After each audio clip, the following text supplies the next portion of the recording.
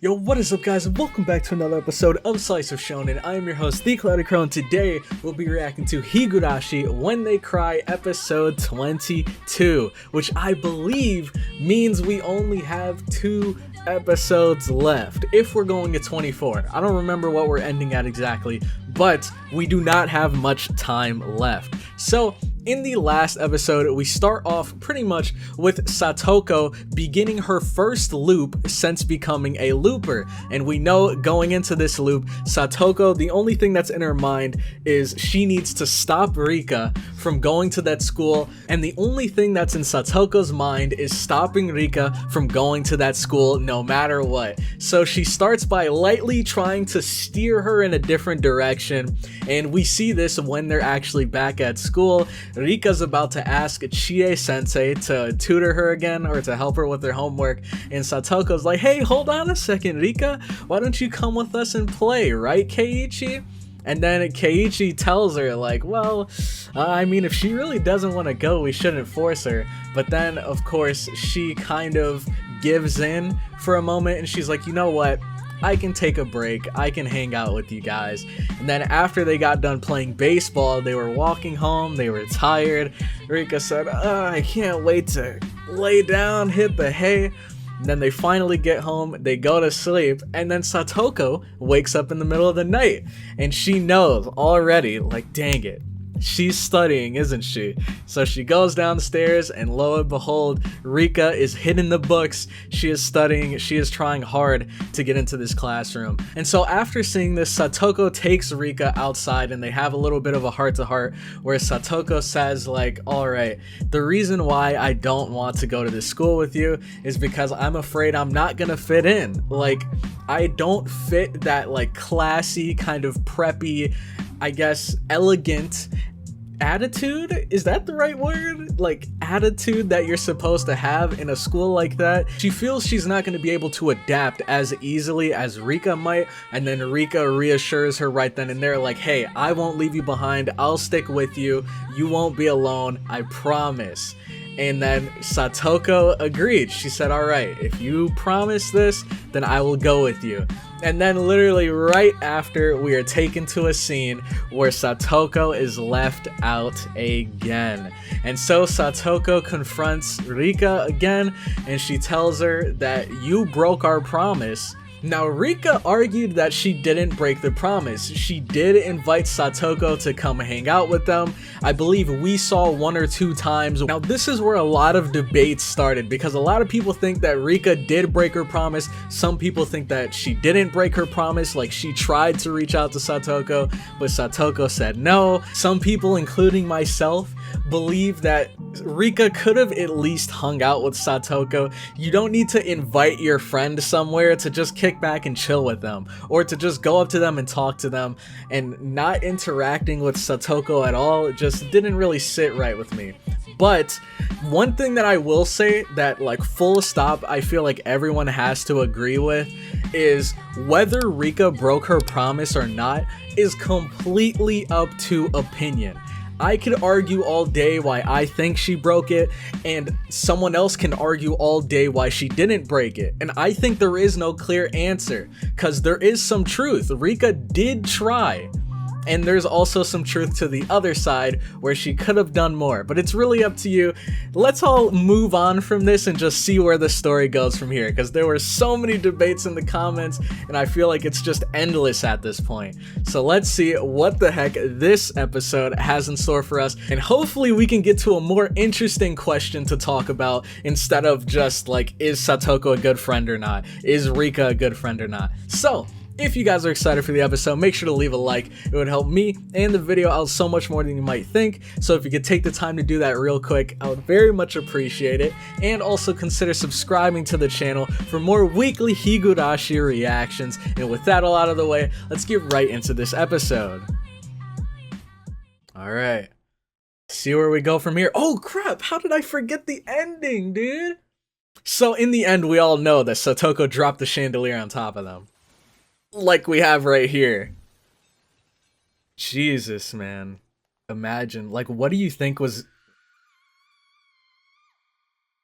Okay.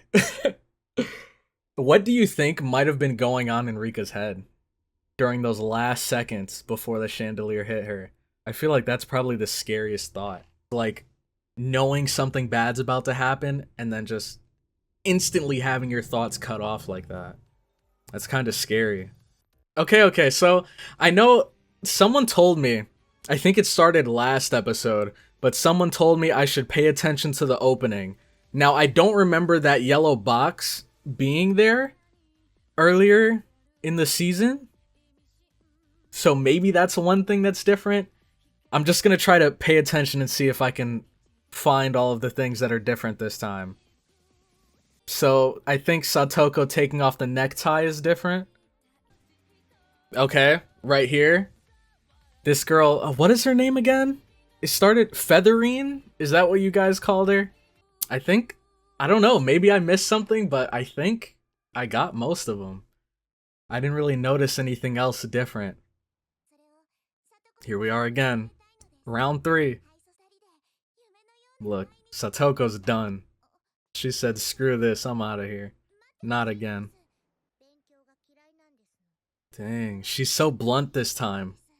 Like, she's not sugarcoating it at all.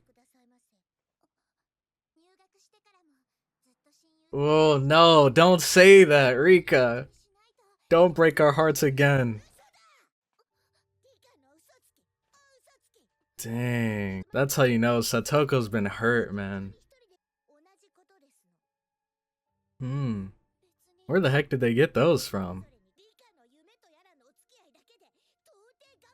Oh, preach. Talk to her, Satoko.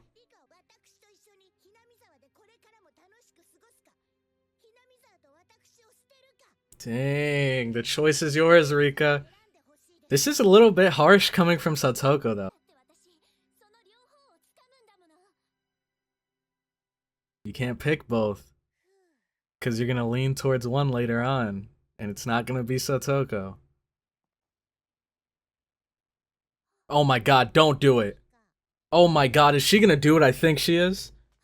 Oh my god, she is! Holy crap! Ah! Oh my god! Jeez, man. I wonder what her game plan's gonna be this time. Look at how beautiful this village is. Don't you just want to stay here forever, Rika? Oh, here we go again. Oh my god. Oh my god! Alright, calm down, Satoko. Oh my, she came prepared. Dang, and this is the beginning. Wow. Wow. Dude. There were people saying Satoko didn't have to kill Rika, she could have just killed herself to loop. But look at her, she is. Like, holy, this is so interesting. But we can already see Satoko kind of descending into madness. Jeez.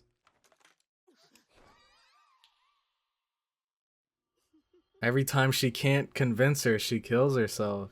And see, this is the part where, like, I was Team Satoko before this, but if you really sit down and think about it, Rika doesn't deserve what she's doing right now. I understand Satoko's feelings, but this is not the way to solve this. And now they're actually, like, fighting. They must have drowned there. And this is the entertainment she's been looking for here. So now Satoko's finding out the truth. Now she's understanding. But is it gonna make a difference? That's the question. Yeah, that's how you perceive it, but she doesn't know how many times she failed before that. 100 years. And look, those are all the years, all the different timelines. And this is kind of so sad. I wonder why Oh, snap! Oh my god! We're all the way back in episode 1. What am I looking at?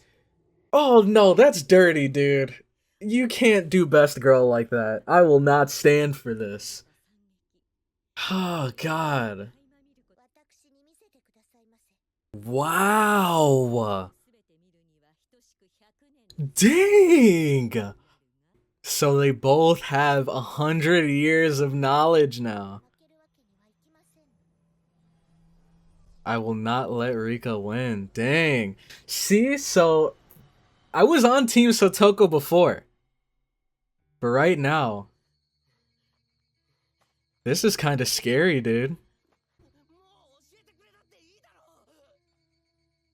Holy crap.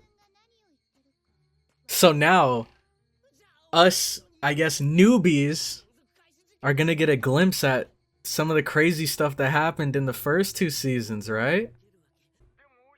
Detective Delicious. Oh! Is it his neck? Oh! He's scratching his neck. Holy, look at all of those bodies! Jesus, be careful. Is that his father, maybe? I don't think we've seen that person.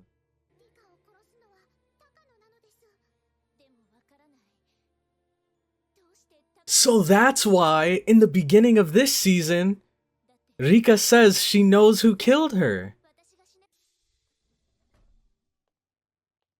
Is this where she gets one of the samples of the H1 whatever it's called? Yep. So this is where she makes her move. She's gotten all of the knowledge. The horn that granted Rika her powers has been damaged. Interesting. So the horn that Rika touched, was that Hanyu's maybe? And the horn that SATOKO touched was Featherine's?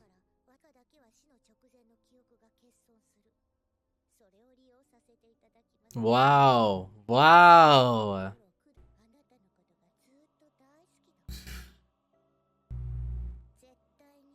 SATOKO. Now she is truly Dark Lord SATOKO. Dude, you know what I feel like right now? I feel like a henchman to some supervillain. And I'm like working with the supervillain. I'm of course like, you know, carrying in the materials or whatever for them to do their experiment. Or no, I'm like an assistant to a mad scientist. And they're trying to conduct this experiment that's gonna make the world better. So I'm helping them do all of this, and then later down the line, I find out that the scientist that I'm helping is actually a mad scientist, and they're gonna make the world better by like erasing all of humanity and starting over or something. I feel like a henchman that was on SATOKO's team in the beginning, and now I'm starting to think like, alright, I get what you're trying to do, but you're taking it a little too far now. Like, I don't know. I can't really condone what she's doing now. But this is so interesting. Because SATOKO now knows everything that Rika's been through. And, of course, we know, or at least, I found out in the comments, once one of you guys explained it, because I think this came up in one of the earlier seasons, but Rika, she kind of retains her memory whenever she loops, but she doesn't remember who kills her. So that is where things get really interesting, because SATOKO remembers everything and Rika doesn't remember who kills her, and that's why in the beginning of the season it's like kind of important, the fact that she remembered who killed her. She remembered that it was Takano. Man, this is holy my brain right now. Okay, so just to like finalize my position on this, because I know people are gonna be like, see, I told you, SATOKO's the evil one, it's Team Rika all the way. I said this from the beginning. I understand how SATOKO feels when it comes to what happened to her in the school. Like, Rika's friends making fun of SATOKO and Rika not doing anything to stop them. When it comes to her feeling left out. When it comes to her, like, kind of having to sit there and watch Rika have a good time and enjoy herself while she has a terrible time and she's sent to that, like, isolation studying room or whatever.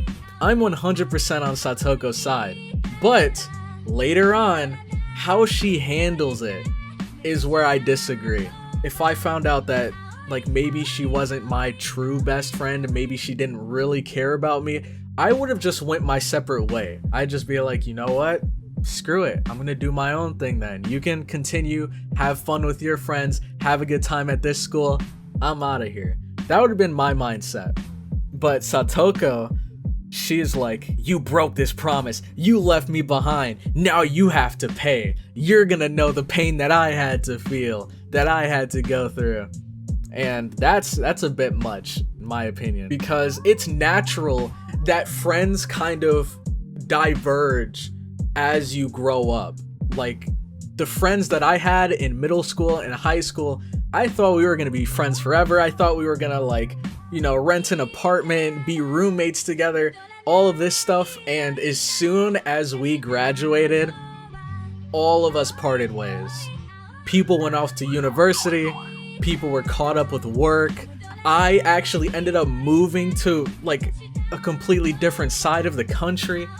Like, friends splitting up is natural, and I feel like it is kind of natural that Rika and SATOKO kind of diverge because they're different people, they have different interests, and she's trying to force Rika to live that dream that she has instead of letting Rika go and follow her own dreams.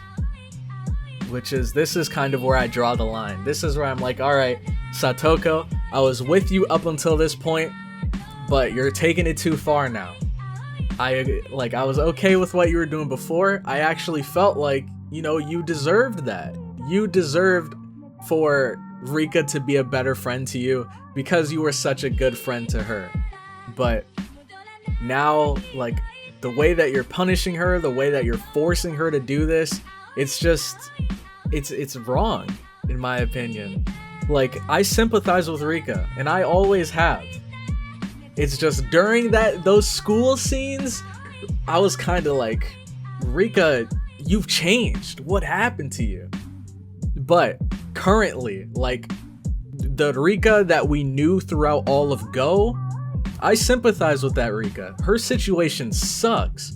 She has to constantly loop through the same timelines over and over and over, being killed in various different ways, not even remembering who the killers are, even if she was a bad friend, even if she did break a promise. Rika and no one actually deserves that, in my opinion.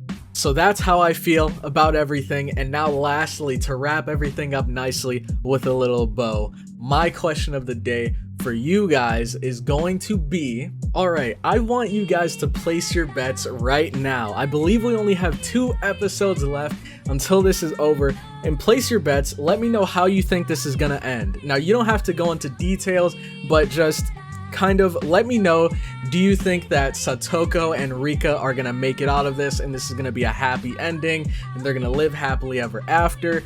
Do you think that one of them might die, like, permanently using that little shard of the ritual sword that can kill loopers? Do you think that, like, SATOKO is gonna get her looping cut off? Do you think that Rika is gonna get her looping cut off? Do you think that they both might die? Or they both might kill themselves? Let me know what you guys think. Me personally, I feel like that shard that can end loopers, I feel like that is going to come into play. And probably leaning more towards, like, either one of them, SATOKO or Rika, using it on themselves.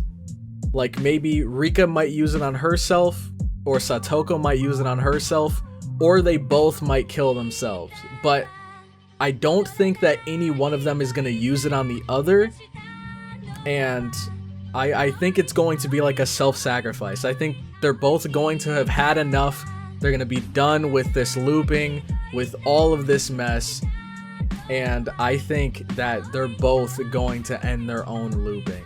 That's where I'm leaning. Let me know what you guys think in the description. Do you think that SATOKO is gonna kill Rika with it, and then Rika is gonna be like permanently dead, and then everything is gonna go like SATOKO's way from now on? But dang, if she kills Rika with that and she loops, I guess, oh, Rika just doesn't loop with her, huh? I'm not sure. I don't know how this is gonna play out, but let me know what you guys think.